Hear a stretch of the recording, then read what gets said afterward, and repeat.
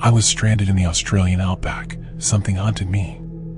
The morning sun is just beginning to crest the horizon, casting a soft, golden glow over Carragini National Park. I feel a mix of excitement and apprehension as I load my Land Cruiser for my first solo patrol. I check my gear one last time. Radio, check. Map, check. Water and supplies, all accounted for. I climb into the driver's seat and start the engine, the sound breaking the morning stillness. This park, with its rugged terrain and untamed beauty, is now my responsibility. The Australian outback stretches out before me, vast and unyielding. I can't help but think about how far I've come to be here.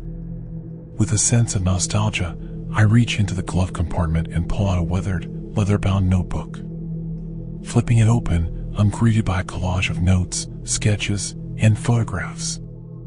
More than half of the photos feature me and my father in various outdoor settings, snapshots of our shared adventures.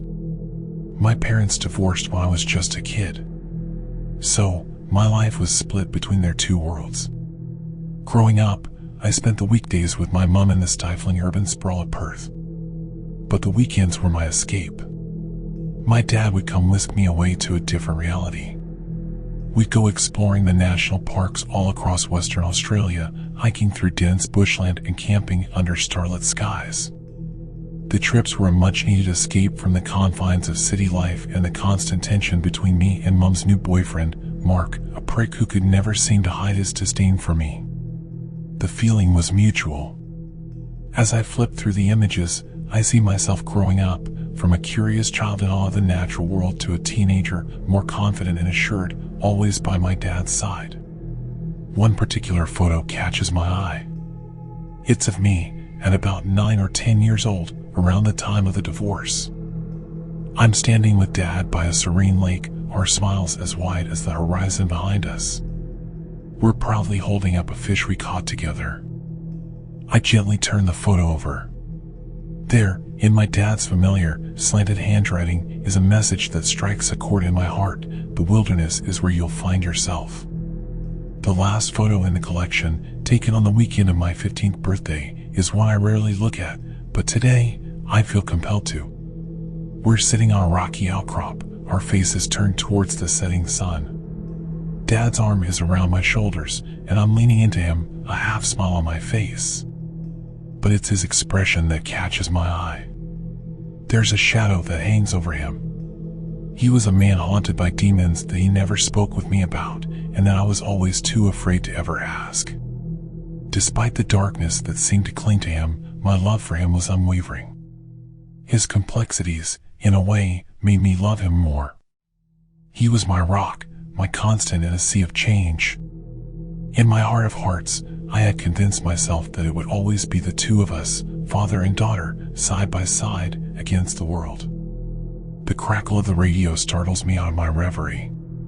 The voice of my supervisor's familiar, gruff voice fills the cabin. "Arnhem, do you read me?" I pick up the radio and press the button, my voice steady but with an undercurrent of anticipation. "This is Ranger Arnhem, reading you loud and clear." "What's the good word, Big Mike?" "Just checking in to see if you're all set for your solo excursion," Big Mike replies. "Yeah, all good here." "Just about to head out," I smile, appreciating his concern. "Remember, kiddo, this park's a wild place. Keep your wits about you and don't take unnecessary risks," he advises. "Absolutely. I promise I won't do anything you wouldn't," I reply with a playful tone that elicits a chuckle on the other end. "Good, that's what I like to hear." "And hey, Willow," he adds, a hint of warmth breaking through his usually stoic demeanor, "your old man would be proud of you. You've got this." A lump forms in my throat at his words. In a lot of ways, becoming a park ranger was my attempt to stay connected with my dad in the only way I knew how. "Thanks, BM. I'll report back by late afternoon." "Arnhem, out," I say, signing off. As I navigate the rugged tracks winding through the park, the sun climbs higher, casting sharp shadows across the red earth. The landscape is breathtaking, with gorges slicing through the terrain and ancient rock formations standing as silent witnesses to time. Several uneventful hours into my patrol, the landscape unfolds in a familiar rhythm: red earth, towering gorges, and the occasional wildlife. It's a typical day in Carragini, tranquil yet alive with the whispers of nature. However, as I approach the remote area near Wino Gorge, something catches my eye. It's a subtle disturbance, a flicker of movement or a shade out of place, hard to discern at first, but unmistakably unusual. Wino Gorge, while known for its breathtaking views, is rarely visited, its beauty guarded by the ruggedness of its terrain. It could be anything: a lost hiker, a rare animal sighting, or perhaps just a trick of light and shadow. But as a park ranger in this unforgiving expanse, every possibility warrants attention. Curiosity piqued, I decide to take a detour to investigate. The stillness is shattered by the ominous rumble of shifting earth. My eyes dart upwards, catching sight of a massive boulder breaking free from the cliff above. Time seems to slow as I watch it tumble, gaining momentum, its path unmistakably aimed at my Land Cruiser. My heart pounds in my chest, a primal instinct to survive kicking in. Gripping the steering wheel, I swerve the vehicle with all the might I can muster. The landscape blurs as I make a desperate attempt to evade the impending collision. But the boulder, like a relentless predator, seems to follow my every move. The distance between us rapidly closes. With a final, futile twist of the wheel, I brace for impact. The world erupts into chaos. The deafening crash of metal against stone reverberates through the air. The 4x4 lurches violently, throwing me against my seatbelt as the world outside spins in a dizzying whirl of red dust and shattered glass. The airbags deploy with a force that feels like a punch to my chest and face, their rapid inflation cushioning the brutal impact. For a moment, everything is white and suffocating, the smell of propellant strong in my nostrils. My ears ring from the loud pop of the airbags and the thunderous crash of the boulder. Pain sears through my body as the vehicle comes to a jarring halt, tossed aside like a toy in the wake of the boulder's destructive path. I struggle to catch my breath, the air thick with dust and the acrid scent of burning rubber. I groan, a deep-seated pain throbbing in my head. My hand instinctively goes to my forehead, feeling the wetness of blood seeping through my fingers. Bloody hell! I mutter under my breath, the words barely audible over the ringing in my ears. I try to orient myself amidst the wreckage. The vehicle is crumpled, its frame twisted in an unnatural contortion. My head throbs, and my vision swims, but the urgency of the situation propels me forward. I quickly check myself for injuries. Apart from a throbbing pain in my head and a few bruises, I seem okay. The car, however, is another story. It's totaled, a twisted mass of metal and shattered glass, with smoke billowing from the hood. I fumble for the radio, my hands shaking. "Base, this is Ranger Arnhem," I croak, hoping the radio survived the crash. Static crackles in response, a sign that communication might still be possible. "I've been in an accident near Wino Gorge. Need immediate assistance." The radio remains silent, leaving me with a sinking feeling of isolation. Panic rises in my chest. I'm tens of kilometers away from the nearest ranger station in a rarely patrolled part of the park. My water supply is limited, and with the harsh sun climbing higher, the heat becomes suffocating. The old fear, that gnawing sense of abandonment, starts creeping back, threatening to paralyze me. It's a ghost I thought I'd left behind, but here, in the vastness of the outback, it looms large once more. But I fight against the rising tide of panic. I close my eyes, take a deep breath, and focus on what I can control. "You can do this, Willow," I say to myself through clenched teeth. I recall the survival training I underwent as part of my ranger induction, the countless hours of first aid, navigation, and emergency response drills. With a grimace, I try to push the car door open. It creaks and resists, a reminder of the force of the crash. As I exert more pressure, a sharp pain shoots through my arm, causing me to wince. Carefully, I assess my wrist. It's swollen and tender. I suspect it's sprained, maybe even fractured. I awkwardly maneuver out of the driver's seat, grabbing the first aid kit as I do so. Sitting on the ground, I lean against the vehicle, trying to steady my breathing. I give myself a more thorough examination, checking for other injuries I might have missed in the initial shock. The throbbing in my head is intense, and I feel a warm trickle of blood down my temple, maybe a concussion. There's a deep cut on my leg from the collision. It's bleeding, but not profusely. I clean the wounds as best as I can with the limited supplies in the kit and bandage them tightly. The pain in my wrist is persistent, but I manage to wrap it in a makeshift splint. As I sit there, gathering my thoughts, I remember passing a waterfall a few kilometers away on my patrol route. The thought of its shade and fresh water gives me a sliver of hope in this dire situation. I know I need to get there if I want to increase my chances of survival. Gathering my wits, I turn my attention to the GPS mounted on the dashboard, hoping for a glimmer of guidance. But my heart sinks as I find it damaged beyond use, its screen a spider web of cracks, lifeless and unresponsive. I turn to the glove compartment, rummaging through its contents until my fingers find the familiar, slightly worn edges of a map.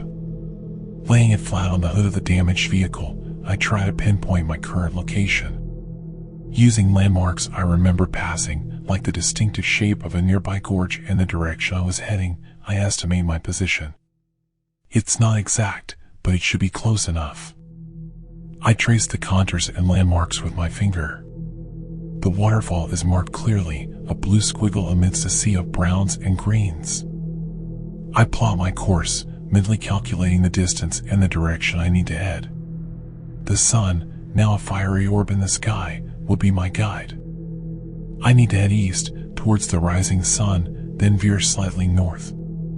Gathering my strength, I stand up, wincing at the sharp pain in my leg and wrist. I grab my backpack and fill it with supplies from the car, water canteens, emergency rations, a small survival kit, and most importantly my notebook. It's not much, but it's something. I put on a pair of sunglasses and a hat to shield myself from the relentless sun. I scour the area around the wreck, searching for anything that could serve as a makeshift walking stick. After a few minutes of searching, I find a sturdy, fallen branch. It's not perfect, but it's solid enough to support my weight and help me maintain my balance. The trek is grueling, each step a test of endurance. My sprained wrist throbs with every movement, and the cut on my leg stings sharply, but I push through the pain. The rugged terrain is unforgiving, with rocky outcrops and uneven ground making the journey more challenging. As I walk, I can't help but think of my dad. The stories he told me of his adventures in the wild, the tips he gave me for surviving in harsh conditions, they all come flooding back. I realize now how much those weekend excursions with him were not just about bonding, but also about preparing me for moments like this. Every few hundred meters, I come to a stop, taking sips from my canteen, rationing the precious water to make it last as long as possible. The sun relentlessly beat down on me, causing sweat to pour from my brow and evaporate instantly in the arid air. Each pause is also an opportunity to check the compass from my survival kit to ensure that I'm still heading in the right direction. As I trudge on, a nagging sensation begins to gnaw at the edges of my consciousness. It's a feeling of being watched, a prickling at the back of my neck that I can't quite shake off. At first, I dismiss it as the jitters, but the feeling persists. I catch fleeting glimpses of shadows moving at the edge of my vision, too quick to be just tricks of light. Every rustle of the underbrush, every snap of a twig sends a shiver down my spine. It's as if the landscape itself is watching me, a silent stalker just out of sight. Finally, after what seems like an eternity, I reach the waterfall. The sound of cascading water is a welcome relief. The shade provided by the surrounding trees offers a respite from the searing sun. I collapse near the water's edge. I crawl towards the water, the sound of it a soothing balm to my frazzled nerves. I carefully unscrew the cap of my canteen and dip it into the clear, cool water, filling it to the brim. The water is pristine, a lifeline in the unforgiving environment. I take a cautious sip, letting the liquid refresh my parched throat. The heat is relentless, and my body aches for relief. With a deep breath, I begin to strip off my dusty, sweat-soaked clothes. Each movement is a challenge with my injuries, but the thought of the cool water on my skin spurs me on. I leave my clothes in a neat pile on the rocks and step gingerly into the water. The shock of the coolness is immediate, sending shivers through my overheated body. I wade deeper, submerging myself up to my shoulders. The water soothes my aching muscles and the sting of my injuries. I immerse my head, letting the water flow over me, washing away the dust and fear that clung to me since the crash. Floating there, I close my eyes and let the water cradle me, a temporary escape from the pressing reality of my situation. But there's no time to linger. I have to be practical, to think about survival. I emerge from the water in dress. I redo my bandaging, making sure they're secure. While I sit there, drying off in the sun, I start to formulate a plan. I know they'll send out a search party once I don't report back, but with the vastness of the park, it could be a while before they find me. I need to make myself as visible as possible. As the sun begins its descent, painting the sky in hues of orange and pink, I find a suitable spot near the waterfall to set up a temporary camp. I clear the ground of debris and lay down a layer of leaves and branches to sit on. Gathering stones, I create a small circle for a fire, ensuring it's far enough from the trees and brush to prevent any risk of a wildfire. The process of starting a fire is arduous, especially with my injured wrist, but I persevere. Using a lighter from my survival kit, I finally manage to spark a flame. I feed the fire with small twigs and branches, watching as the flames grow stronger. As the temperature drops rapidly, I wrap myself in a thermal blanket, huddling close to the fire's comforting glow. Underneath the star-studded sky, I can't help but feel a sense of vulnerability. The vastness of the wilderness and the isolation it brings are both awe-inspiring and terrifying. Yet, the fire serves as a beacon of hope, a signal to any rescue aircraft that may be scouring the park for me. As night falls, the sounds of the outback become more pronounced. The distant calls of nocturnal animals, the rustling of leaves in the gentle breeze, and the continuous murmur of the waterfall create a symphony of wilderness. I take out my notebook and a pen from my backpack and start to write. I jot down my location, the details of the accident, and my current situation. I note the direction I walked from the crash site and any landmarks I passed and cross-reference them on my map. After a while, I set aside the notebook and focus on staying warm and alert. I periodically add wood to the fire, ensuring it keeps burning throughout the night. I wrap myself in my thoughts, the crackling of the fire a soothing backdrop, when suddenly, a rustling sound cuts through the silence. It's coming from the dense brush just beyond the firelight's reach. I tense up, every muscle in my body on high alert. You've no doubt seen all those memes about how Australian wildlife is out to murder you. While mostly gross exaggerations, there's always a kernel of truth in them. The outback is home to some of the most unique and, yes, potentially dangerous creatures in the world. My mind races through the possibilities. Could it be a snake? A dingo, perhaps? Or something larger? The rustling grows louder, more insistent. Then, out of the darkness, a figure emerges. For a moment, my heart leaps into my throat. But it's not a predator. It's a joey, a young kangaroo, a male by the looks of it. His eyes wide with curiosity as he cautiously approaches the firelight.